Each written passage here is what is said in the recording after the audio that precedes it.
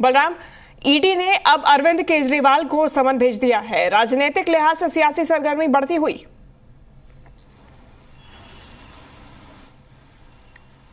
बिल्कुल, देखिए अब धीरे धीरे जो शिकंजा है वो आम आदमी पार्टी के नेताओं के खिलाफ कसता हुआ नजर आ रहा है। सबसे पहले विजय नायर को गिरफ्तार किया गया, उसके बाद मनीष सिसोदिया को, फिर संजय सिंह को, और अब ईडी ने समन भेजा है दिल्ली के मुख्यमंत्री और आम आदमी पार्टी के राष्ट्रीय संयोजक अरविंद केजरीवाल को। हालांकि आम आदमी पार्टी के जो नेता हैं, जो दिल्ली सरकार के मंत्री हैं सौरभ भारद्वाज, वो ये आरोप लगा रहे हैं कि केंद्र सरकार के इशारे पर ईडी ये कार्रवाई कर रही है और कहीं ना कहीं बीजेपी की मंशा है कि आम आदमी पार्टी को खत्म किया जाए। हालांकि आरोप प्रत्यारोप का सिलसिला तभी से शुरू हो गया जब से इस कथित शराब घोटाले को लेकर के ईडी और सीबीआई ने जांच शुरू की थी। लेकिन जिस तरीके से कल मनीष सिसोदिया की जमानत अर्जी सुप्रीम कोर्ट से खारिज हुई, उसके बाद कहीं ना कहीं जो भारतीय जनता पार्टी है वो हमलावर होती हुई नजर आई है। लेकिन जिस तरीके से शाम होते होते ईडी ने मुख्यमंत्री अरविंद केजरीवाल को समन भेजकर 2 नवंबर को पूछताछ के लिए दफ्तर में आने को कहा है, तो कहीं ना कहीं जो राजनीति है वो दिल्ली में कहा जाए एक तरीके से तो गर्म हो चुकी है और लगातार आरोप प्रत्यारोप का सिलसिला जारी है। लेकिन जिस तरीके से अप्रैल माह में सीबीआई ने अरविंद केजरीवाल से करीब 8 घंटे से ज़्यादा की पूछताछ की थी, लगभग 30 सवाल उनके सामने रखे थे और उन सवालों का जवाब उनसे मांगा था।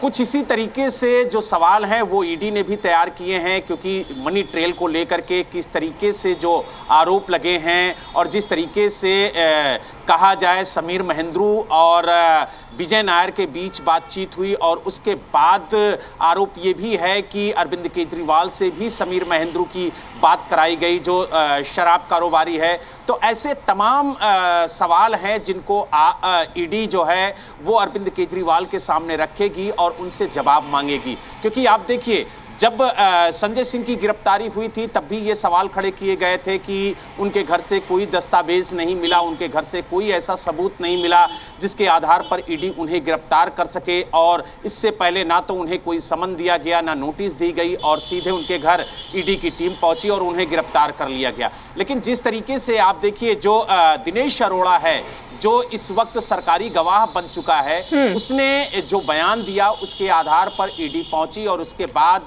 करीब 9 घंटे से ज्यादा का वक्त संजय सिंह के घर पर बिताया और उसके बाद उन्हें गिरफ्तार किया। तो कहीं ना कहीं अब ईडी भी कड़ियां जोड़ती हुई नजर आ रही है। लेकिन देखने वाली बात यह होगी कि कल जिस तरीके से सुप्रीम कोर्ट ने टिप्पणी की थी कि 338 करोड़ रुपए का जो ट्रांजैक्शन है वो कहीं ना कहीं टेंटिवली स्टेब्लिश होता हुआ नजर आ रहा है। तो यानी जो आरोप लगाए जा रहे हैं जांच एजेंसियों के द्वारा वो कहीं ना कहीं साबित होने की कगार पर हैं, ऐसा मानना है। और यही वजह है कि मनीष सिसोदिया की जो बेल है वो खारिज हुई, और अब जिस तरीके से जांच आगे बढ़ रही है तो उसमें कहीं ना कहीं जो जांच का दायरा है वो भी बढ़ता हुआ नजर आ रहा। लेकिन अब देखने वाली बात ये होगी कि जब 2 नवंबर को मुख्यमंत्री अरविंद केजरीवाल से ईडी पूछताछ करेगी तो कौन कौन से ऐसे सवाल होंगे जो उनके सामने रखे जाएंगे और उन सवालों का जवाब कैसे दिया जाता है। निश्चित रूप से राजू लगातार हमारे साथ बने हुए हैं। राजू, ईडी ये पहले ही स्पष्ट कर चुकी है कि आम आदमी पार्टी को भी आरोपी बनाने की फिराक में है, उन्हें भी आरोपी बनाया जाएगा, क्योंकि ये जो जांच का दायरा है ये बढ़ता जा रहा है।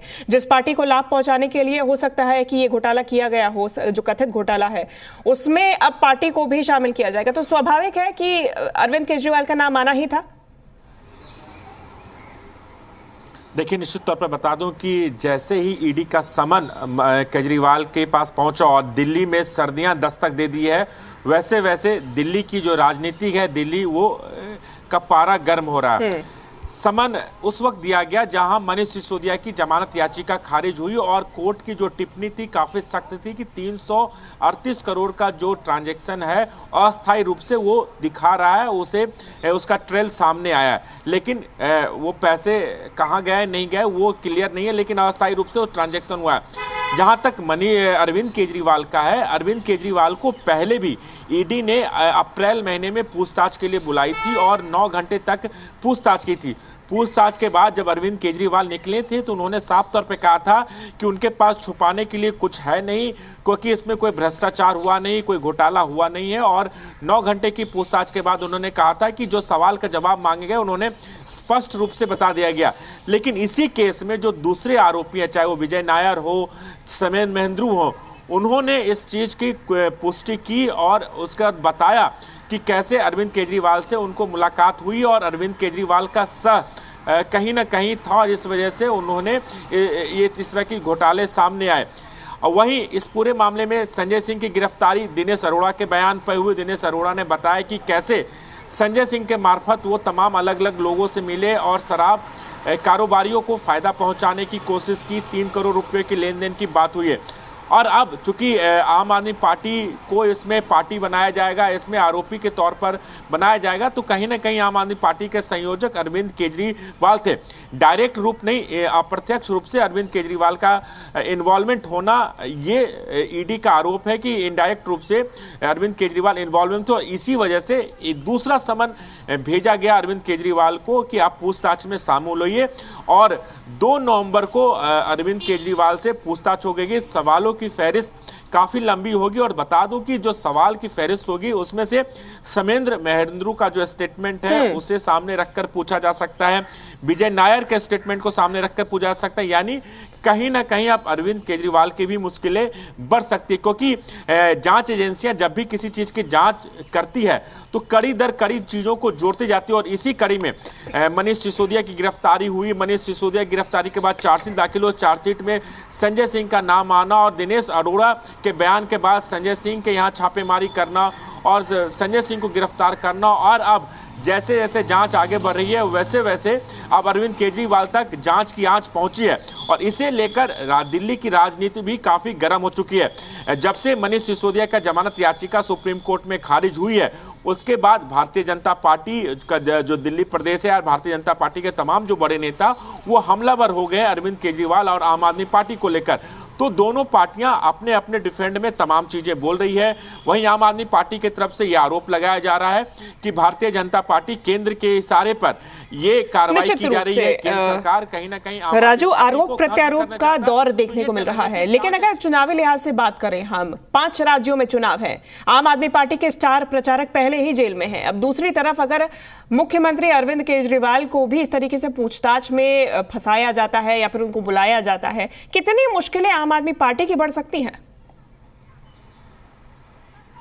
देखिए, निश्चित तौर पर अभी तक जो देखा गया है कि तमाम जो बड़े नेताओं को पहले समन किया गया, पूछताछ की गई और उसके बाद उन्हें गिरफ्तार किया गया, तमाम जो चीज़ों को एस्टेब्लिश करने की कोशिश किया, ठीक उसी तर्ज पर अब अरविंद केजरीवाल को समन भेजा गया।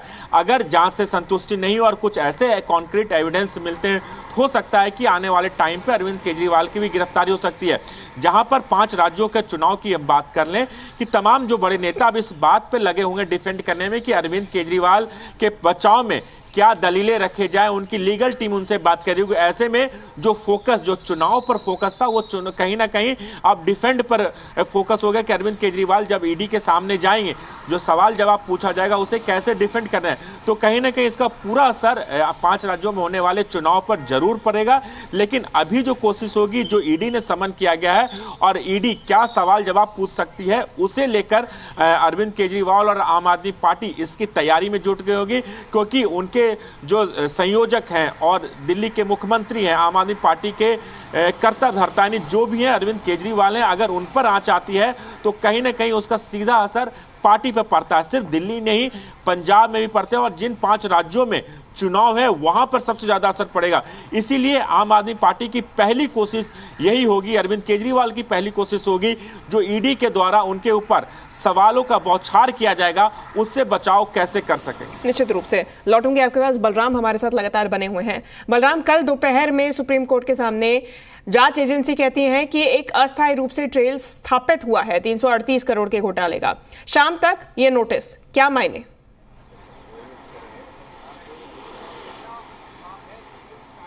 देखिए, जैसे ही सुप्रीम कोर्ट ने मनीष सिसोदिया की जमानत अर्जी खारिज की, उसके बाद से ही सियासत तेज हो गई। भारतीय जनता पार्टी ने प्रेस कॉन्फ्रेंस करके कई गंभीर आरोप लगाए और जिस तरीके से शाम होते होते अरविंद केजरीवाल को समन पहुंचा और उसके बाद उन्हें 2 नवंबर को पूछताछ के लिए ईडी ने बुलाया। तो कहीं ना कहीं जो कथित शराब घोटाला है उसको लेकर के ईडी की जो जांच है वो तेज हो गई।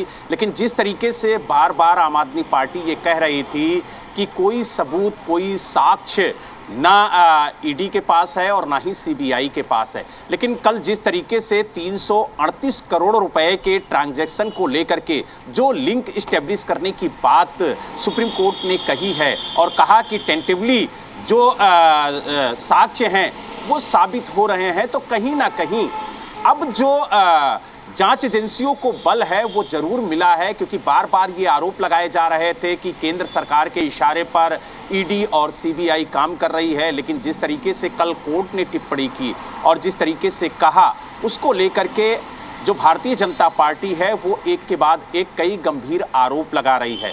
हालांकि अब देखने वाली बात ये होगी कि ईडी ने समन जारी करके 2 नवंबर को पूछताछ के लिए अरविंद केजरीवाल को बुलाया है। सुबह 11 बजे वो ईडी दफ्तर पहुंचेंगे और इसके बाद जो सवालों की लिस्ट होगी वो अरविंद केजरीवाल के सामने ईडी के अधिकारी रखेंगे।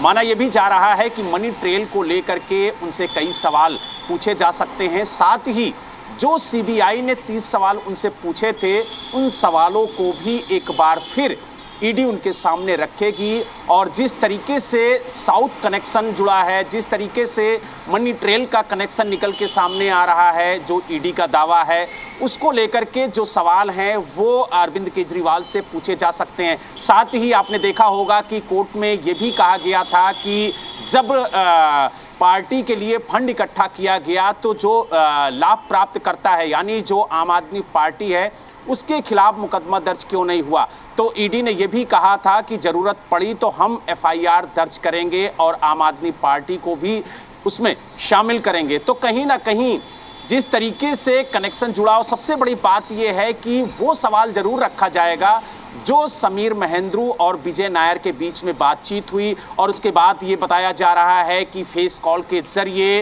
अरविंद केजरीवाल से विजय नायर ने समीर महेंद्रू की बात कराई है। तो ये ऐसे सवाल हैं जो उनके सामने रखे जाएंगे। अब देखने वाली बात ये होगी कि उन सवालों का जवाब किस तरीके से अरविंद केजरीवाल देते हैं और जो आरोप लगाए जा रहे हैं उनमें कितनी सच्चाई है, और जब वो आरोप उनके सामने सवाल के रूप में आएंगे तो उसका जवाब वो कैसे देते हैं।